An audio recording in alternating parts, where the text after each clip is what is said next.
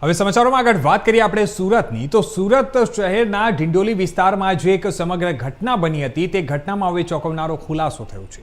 જે આપણે વાત કરીએ તો સુરત શહેરના ઢિંડોલી વિસ્તારમાં જે બે કોલેજિયન યુવતીઓના આપઘાત મામલે પોલીસ તપાસમાં ચોંકાવનારા ખુલાસા થયા છે।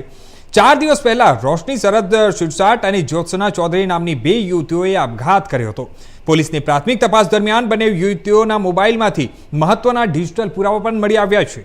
ત્યારે હવે આ તપાસમાં સામે આવ્યું છે કે બંને યુવતીઓનું પોતાના પ્રેમીઓ સાથે આશરે 15 દિવસના અંતરે બ્રેકઅપ થયું હતું। આ ઘટનાથી વ્યથિત થઈ બંને યુવતીઓએ આપઘાતનો વિચાર કર્યો હતો।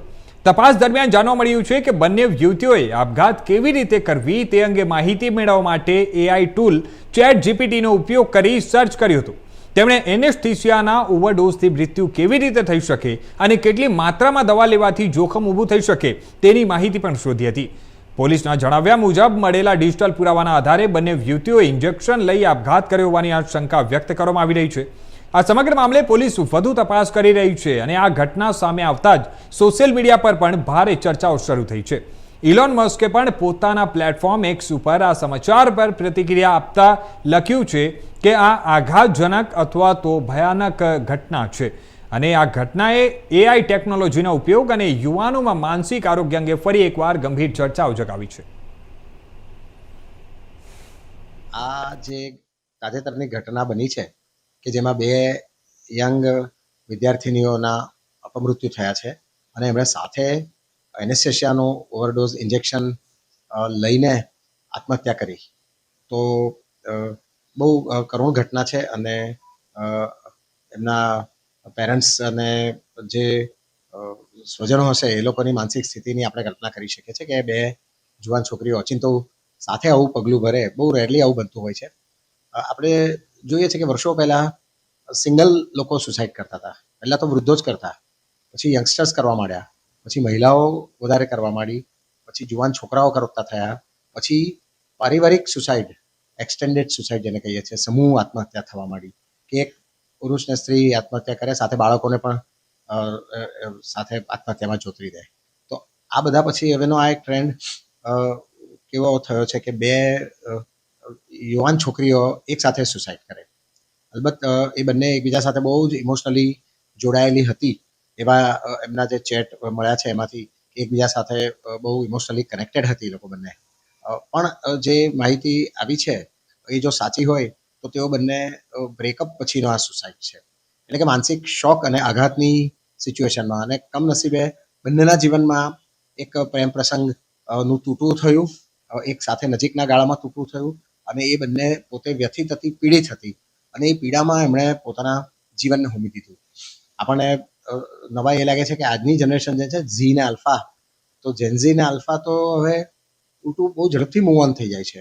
છેલ્લા કેટલાક અભ્યાસો તો એવું કહે છે કે છોકરાઓ કરતાં છોકરીઓ જલ્દી મૂવ ઓન થાય છે અને જેનઝીમાં એકાદ બે કે બે ત્રણ બ્રેકઅપને તો એ લોકો ગણતા જ નથી।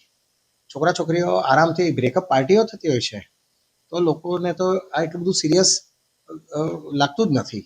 તેવામાં જ્યારે બે છોકરીઓ સુસાઇડ કરે ને તો એ વખતે થોડુંક ચિંતાનું કારણ બને છે। બીજું કે એમણે ChatGPTની ગાઈડન્સ લીધી, એટલે એઆઈ આસિસ્ટેડ સુસાઇડ।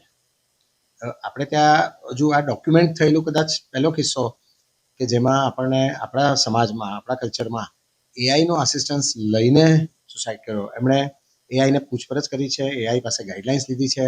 ઇન્જેક્શનમાં ભૂતકાળમાં પણ કોઈ ન્યૂઝપેપરના કટિંગ એમની પાસેથી મળી આવ્યા છે જેમાં કોઈક નર્સે સુસાઇડ કરેલો, તો એમાં કઈ મેથડ વાપરેલી, કયું ઇન્જેક્શન વાપરેલું, એ બધું એમણે એટલે ટૂંકમાં ભેગું કર્યું, બધું મટીરિયલ સર્ચ કર્યું। અલબત્ત દરેક સુસાઇડ કરનાર વ્યક્તિ ક્યાંકથી તો મટીરિયલ કલેક્ટ કરે જ છે। ભૂતકાળમાં લોકોએ પંખા પર લટકવાની રીતો શોધી છે, બજારમાં મળતી જીવલેણ દવાઓ માટે શોધખોળ કરી છે, પણ એ પહેલાં કેવું હતું કે શોધખોળ કરવી થોડું અઘરું હતું। આજે ભાઈ ઉંદર મારવાની દવા કે એવું કંઈક એ લોકોએ કંઈક લેવું પડે એટલે આમ તેમથી શોધખોળ કરવી પડે, કઈ દુકાને મળે છે। હવે એઆઈ આવ્યા પછી આ વસ્તુ વધારે સિરિયસ થઈ ગઈ છે, કારણ કે એઆઈ પર બધું જ, અને એઆઈ તમને આખી મેથડ સમજાવે છે, બહુ ઝડપથી તમને ગાઈડ કરે છે અને એને પરિણામે આવું દુષ્પરિણામ આવી શકે છે। તો ટૂલ જેટલા વધે છે, અમેરિકામાં જોઈએ છે આપણે કે ફાયરિંગના, સામૂહિક મર્ડરના, સામૂહિક આત્મહત્યાના કિસ્સાઓ એટલા માટે વધ્યા છે કે એ લોકો પાસે ફાયર વેપન અવેલેબલ છે, લાયસન્સ રિવોલ્વરનું તરત મળી જાય છે. તો એને કારણે પણ આ વસ્તુમાં વધારો થાય છે. આપણે ત્યાં નદી પર ફેન્સિંગ એટલા માટે કર્યું છે કે તરત કૂદી ન શકાય. તો આપણે એના ટૂલ્સ જે છે તે બધા બ્લોક કરી રહ્યા છે. પણ હવે એઆઈને કેવી રીતે બ્લોક કરવું? એઆઈ વસ્તુ કોઈ કે એક વ્યક્તિએ બનાવેલી પણ નથી. એઆઈ પર હજારો લોકોએ આ રીતે કર્યું હશે, સર્ચ કર્યું હશે અને પોતપોતાના રિઝલ્ટ મૂક્યા છે. કમનસીબે એવી બધી ખુફિયા ડીપ